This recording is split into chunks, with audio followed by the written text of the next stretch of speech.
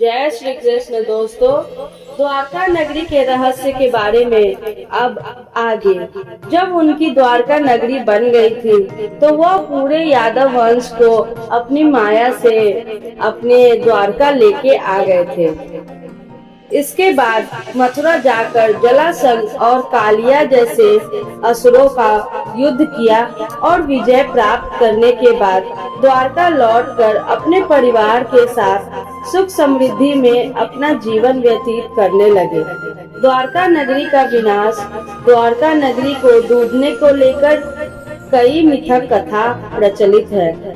महाभारत के अनुसार श्री कृष्ण ने महाभारत में पांडवों का साथ दिया, जिनसे कौरवों की हार हुई। परंतु कौरवों की हार से दुखी गांधारी ने क्रोध में श्री कृष्ण को श्राप दिया। जैसे कौरवों का नाश हुआ वैसे ही यदुवंशी का भी नाश हो जाएगा। इसके बाद द्वारका में हालात बिगड़ने लगे। धीरे धीरे सभी यदुवंशी आपस में लड़ने लगे। जब सभी यदुवंशी समाप्त हो गए तब बलराम ने भी शरीर त्याग दिया। बलराम के जाने के बाद श्री कृष्ण अत्यंत दुखी हो गए और वन में अकेले विचरण करने लगे। एक दिन वे एक पेड़ के छांव में बैठकर गांधारी के श्राप के बारे में सोचने लगे। उसी समय जरा नामक एक शिकारी ने दूर से श्री कृष्ण के पैर के अंगूठे को हिरण का मुख समझकर तीर चला दिया। जब वह शिकारी अपने शिकार के पास पहुंचा तब उसने श्री कृष्ण को पहचान लिया। तब उनसे वह क्षमा मांगने लगा। तब श्री कृष्ण ने उसे अभय दान देकर भाव से देह त्याग दी। जब श्री कृष्ण की मृत्यु का समाचार अर्जुन को पहुंचा तब वह अत्यंत शोक में व्याकुल हो गए। अर्जुन द्वारका पहुंचे और माधव के शेष बचे लोगों को हस्तिनापुर चलने की तैयारी करने को कहा। इसके बाद अर्जुन ने प्रभास क्षेत्र में जाकर यदुवंशियों का अंतिम संस्कार किया। अगले दिन वासुदेव जी ने भी प्राण त्याग दिए और उनका भी अंतिम संस्कार किया गया। अर्जुन ने द्वारका के शेष बचे स्त्रियों और बच्चों को लेकर नगर छोड़ दिया।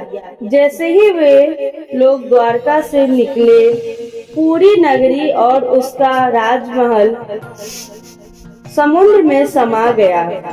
प्रचलित कथाओं के अनुसार गांधारी के श्राप के अलावा श्री कृष्ण ने पुत्र शाम को भी ऋषि से श्राप मिला था। एक बार महर्षि विश्वामित्र, ऋषि नारद, कर्ण सभी द्वारका आए। यादव वंश के कुछ शरारती बालकों ने श्री कृष्ण के पुत्र शाम को लड़की बनाकर तैयार किया। ऋषियों से मजाक करने की सोची।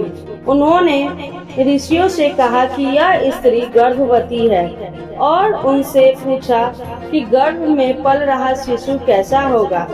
ऋषियों ने उसका उपहास देखकर क्रोधित होकर श्राप दिया कि इस स्त्री को गर्भ से एक मुसल जन्म लेगा, जिससे पूरे यदुवंश का विनाश होगा।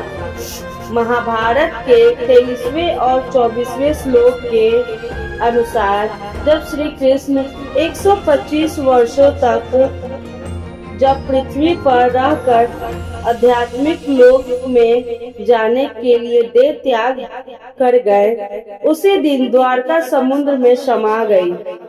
यही वह समय था जब कलयुग का आरंभ हुआ। तब समुद्र देव ने एक बार फिर उस जमीन को वापस ले लिया, द्वारका को डुबा दिया। परंतु भगवान श्री कृष्ण का महल बचा रहा। द्वारका नगरी की खोज हुई। दोस्तों, द्वारका आज भी एक रहस्यमय नगरी बनी हुई है, लेकिन वर्तमान में समुद्र में छिपी अवशेषों की खोज की जा रही है। द्वारका के बारे में अब हम आपको अपने अगले वीडियो में बताएंगे। तब तक के लिए जय श्री कृष्ण।